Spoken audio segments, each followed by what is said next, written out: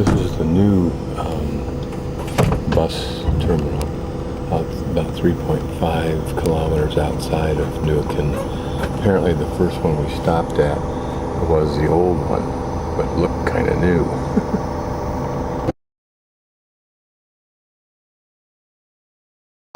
Just some of the landscape en route to Villa El Chocón, where I hope to see some dinosaur stuff. Well, the bus to Villa El Chocón drops you off at that intersection, and then you got a 3.5-3 mile walk into town. This is where I am, looking for the dinosaur thing. Huge lake.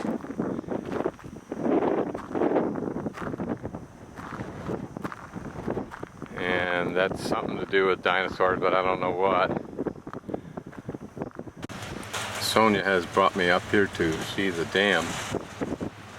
It's a giant lake.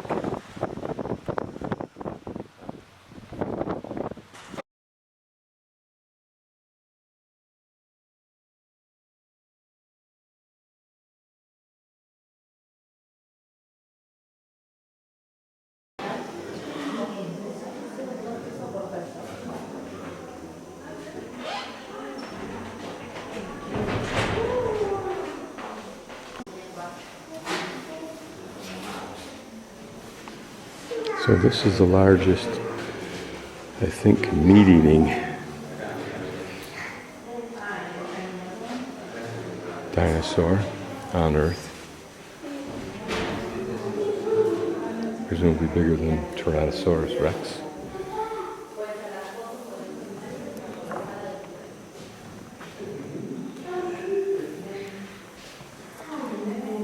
This is none of the literature's in English. It's difficult to tell getting here. Fortunately, the lady at the tourist office, which is halfway down the road, actually not even that, less than probably a mile out of the 3 miles it takes to get here,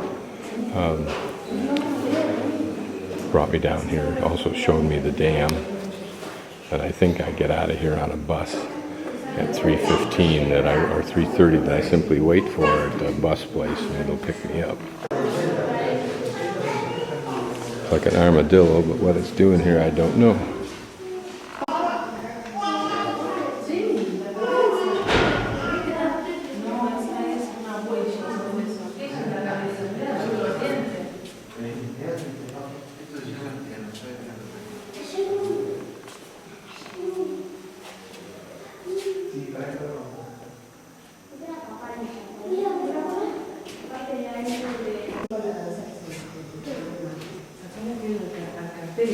Alkazan bedding is just algae.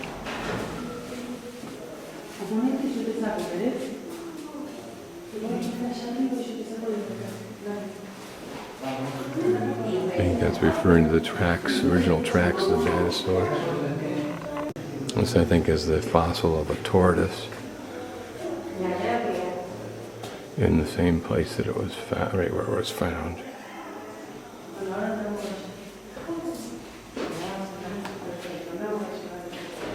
And I think this is, I'm not sure what tronco is.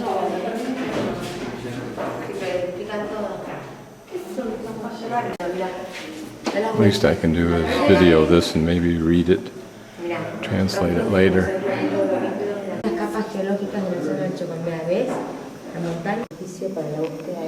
Doesn't look that impressive. I mean, those are 2.5-inch teeth. I don't know what a tiger's teeth today is, or a lion's. It looks like the teeth are embedded in there, whether that's material surrounding the petrified portion or not, I don't know. Now we're starting to talk some real teeth. Dientes superiores, inferiores. Yeah, that could do some serious damage. And it says nasal derecho, N-A-S-A-L.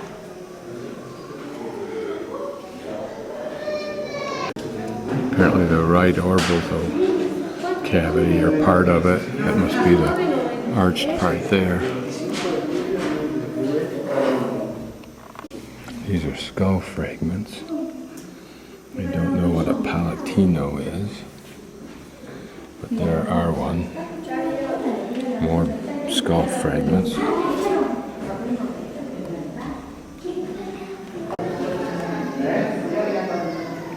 More stuff I don't know the meaning of. Quadrado derecho, the square on the right side. Quadrado izquierda. I don't know. Those look like shoulder blades, but I don't know.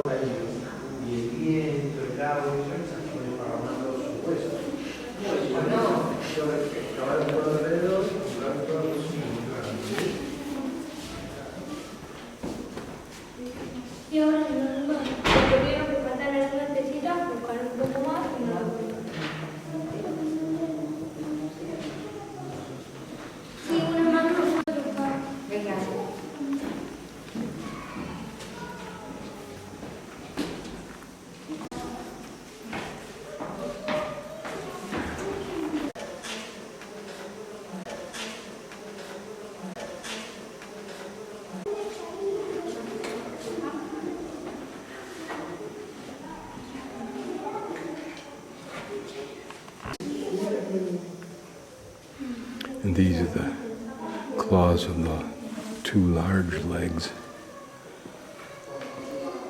Whereas the panel before, or the video before, is just the smaller arms.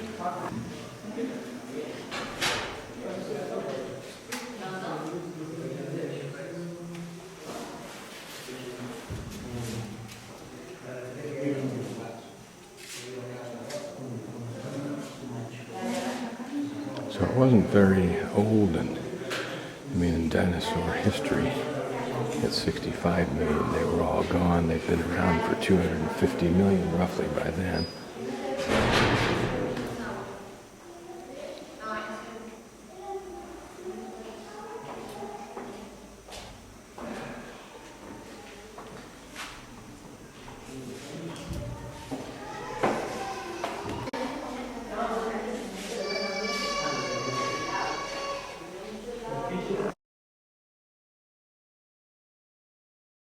For future study and analysis.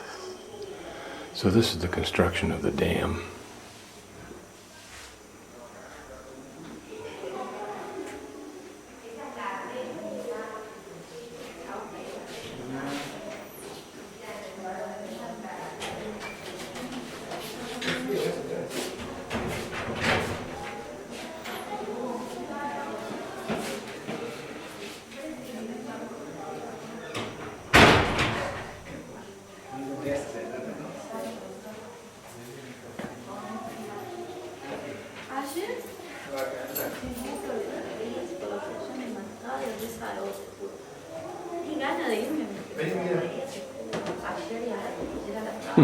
This picture reminds me of movies you've seen like Ben-Hur or whatever one of the other ones Charlton Heston did, where they show the building of the pyramids.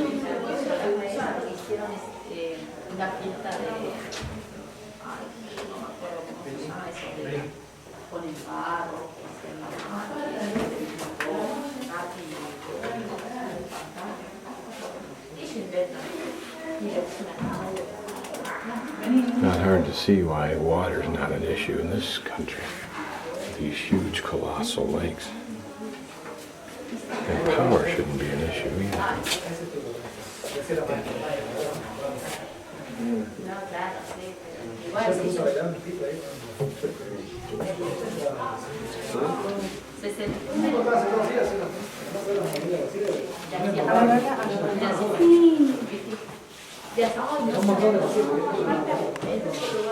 Sepa usted que si no hubieran parado nada, igual se dieron derechos contra el gobierno, yo lo pleito. Apparently this is a view of the tunnel that carries the water to the turbines. So probably about 4 times as high as those men are. And this looks like a picture of the tunnel interior access with a train or trolley also.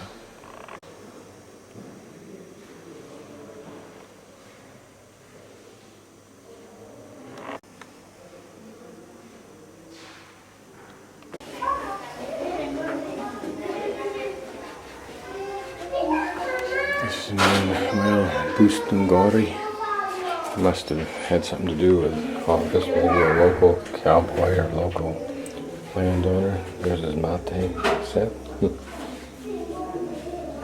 That's Claude.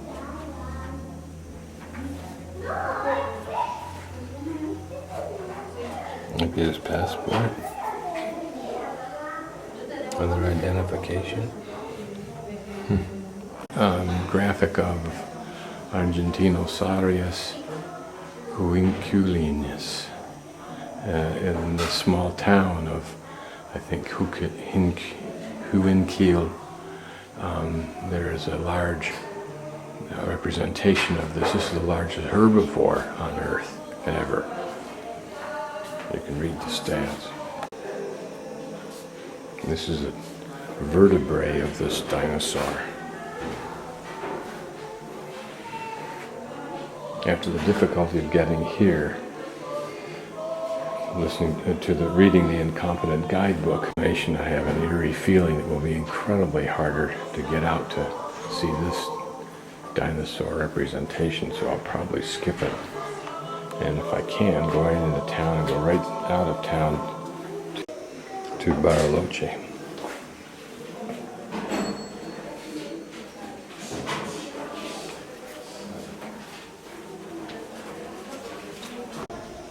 So this is what they think he might have looked like. I would guess that could get your attention. I wonder if its jaw is articulated to like a snake's, so it expands up, or whether this was like, one would imagine it's meat chewing and ripping. It may just take the chunks it needs and moves on. I wonder if it rips and spins like a crocodile somehow. I've been in so many museums and seen so many of these things. It's more an issue of charisma of place, just being in the place where they once were, I guess.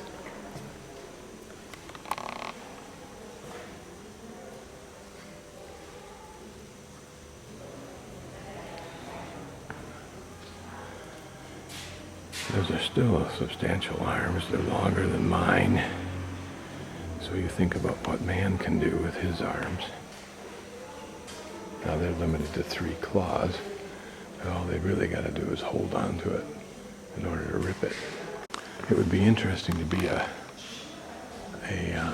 orthodon or whatever of dinosaurs, to know what each of these designs and components of bones, how it functioned and why it functioned the way it did, all for support of muscle structures and tendons and so forth. This was presumably the exploratory vehicle. Here they're documenting their find. It's got to be a thrill for the people in this profession. Looks like they hauled it out with that little vehicle too, minus the rear seat. It's in it now. Looks like they embedded it in plaster Paris to protect it. Picture of the footprint. Must give them a tremendous sense of purpose when they find something like this that they know they're going to spend quite a bit of time on, and they have to do it precisely, correctly to be professional. Here's some other fossils of pine trees. Other dinosaur footprint. Here's some shells. Don't quite know what that is. Representation of the environment at that time.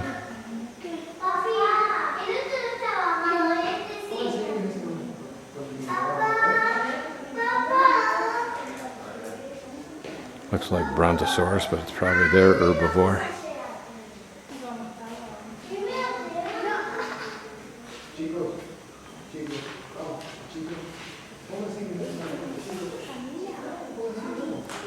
Probably an armadillo type.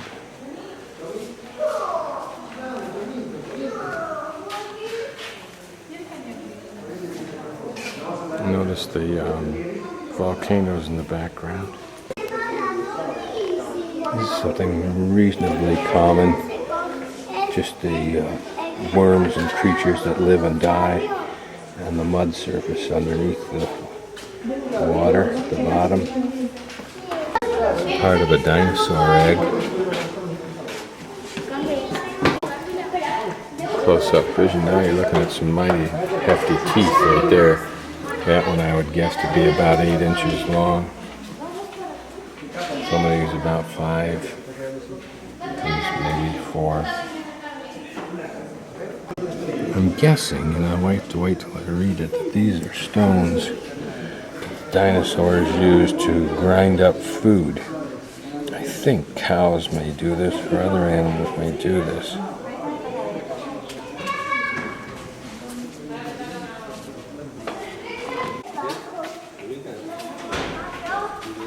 This is a reproduction of this dinosaur in the museum, and there's an explanation of how they create the replicas. It's interesting when you look at this to imagine how and why this animal died, and realize that you're looking at a time machine of 65, 75 million years ago.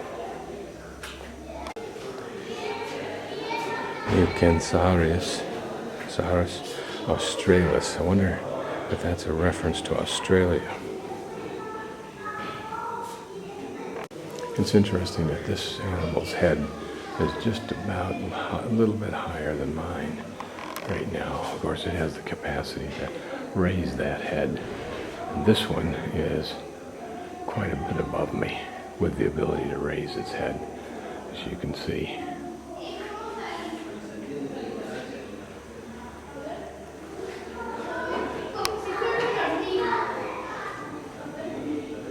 I wonder if these ran with a similar propulsion system to a kangaroo that really is in a constant running state of falling forward.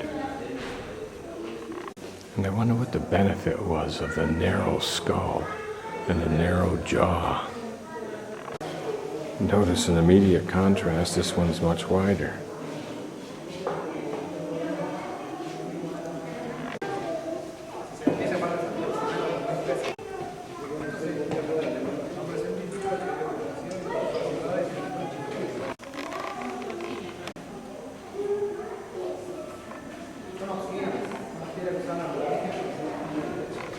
What's interesting is the knobs on the body. How did they know they were there, number one, as opposed to simply being skin colorations? And did they serve any function? Were they preludes to those similar appendages that you see on some of them that were like spiky, that looked like they were designed to deter attack? This represents Pangea, when all the continents, America, South America, Africa, Europe, looks like India. Though I don't think it was India. I think India is a separate continent here that moved up and crashed into the Asian continent 150 million years ago. Pretty much the same.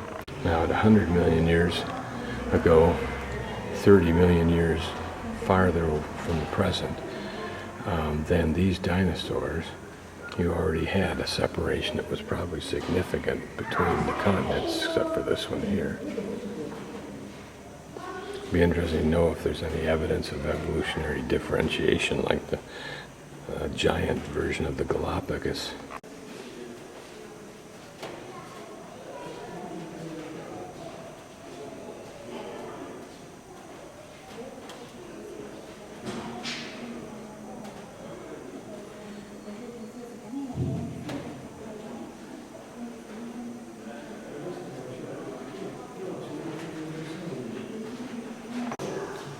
This is the view you would hopefully have if he had been screaming in your direction and run right past you, apparently not seeing you. This would be the view you would like most to have. Here showing the bones as they were partially encased before removal.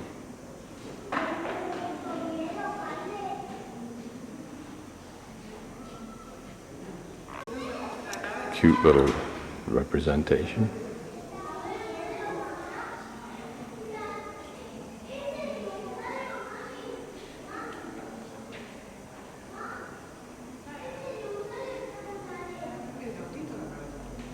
I wonder how big they were even then.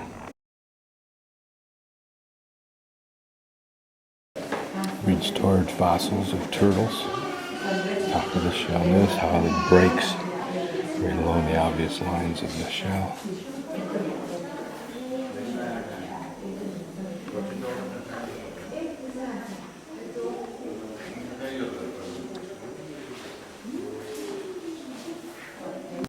don't know what that is.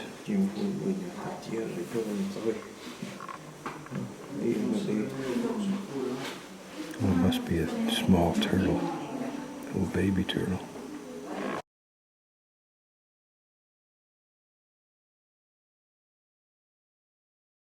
Now with almost 4.5 hours to go, I'll wander over here and see if there's any information on the bus. One of the things you have to get used to as an American, as one other person commented, is the disorganization of other societies compared to ours, I guess. It may also be a combination of the lack of familiarity that we have with their culture. To them, all this may be quite normal and reasonably well enough organized. What is pretty as I stand here is this little town that's very small. It's kind of an oasis, evidenced by these trees. I think those are what I would call larches. And here, various large kinds of what are pine-like trees.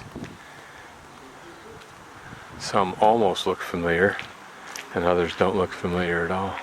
One of the things you have to get used to when you travel in a country like this is that they don't speak the language. They don't get that many Americans. They're not terribly concerned with the few tourists that come from out of the country, their ability to get along easily by providing at least the world language of English. That does not concern them. So you're unlikely to find anything like that. These are beautiful views if those people in those casitas have views.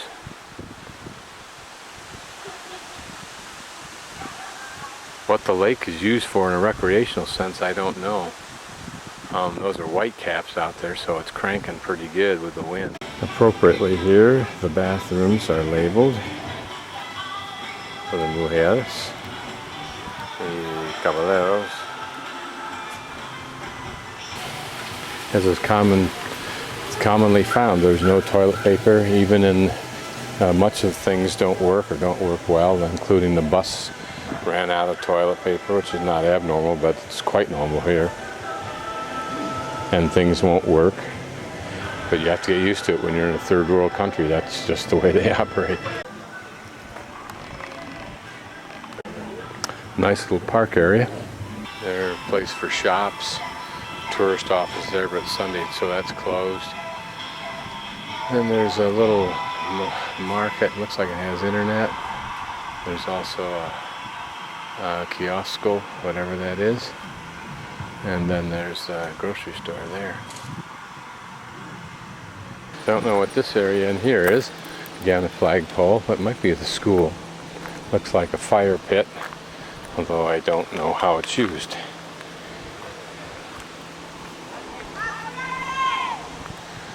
Basketball. Yeah, this is the school. This is kind of like a large, not an auditorium, but a large room. Maybe the cafeteria or something. Nice grounds, close to those homes. One good thing about being forced to stay someplace for 4 or 5 hours with no itinerary is you get to spend a lot of time walking around looking at things. You'll notice as you look at these casitas or casas that they're very neat. Might be kind of small, but they're very neat on the outside here. But as someone once pointed out, if you took a photograph from the air of these areas, the greenery that you would see would be on the insides of the complexes, not where you and I can see it. A mural that you might expect to see in a early grade school.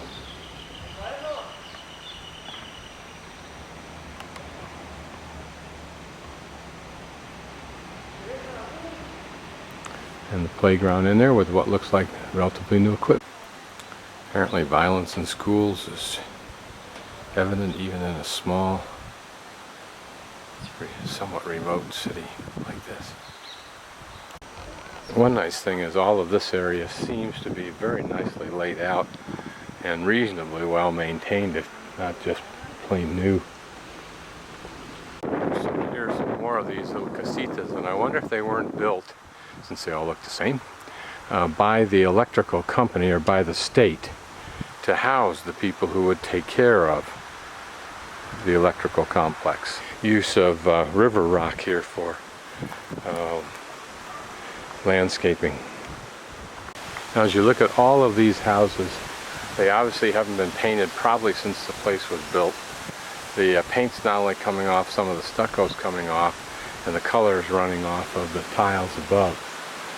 This house obviously had been painted sometime in the past, and you can see that they're going to great effort. They've landscaped, they've got what look like irises that will come out I think only in the spring to border everything. They've had some rose bushes in there.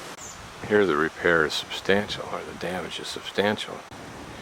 These are apparently some government offices,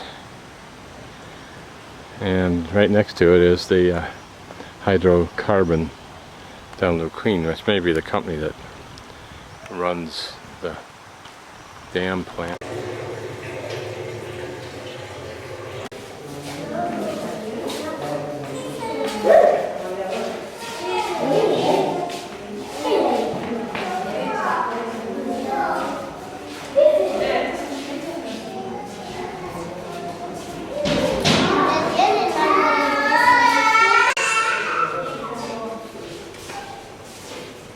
Okay, that's the Pewtery restaurant up there. Pewtery.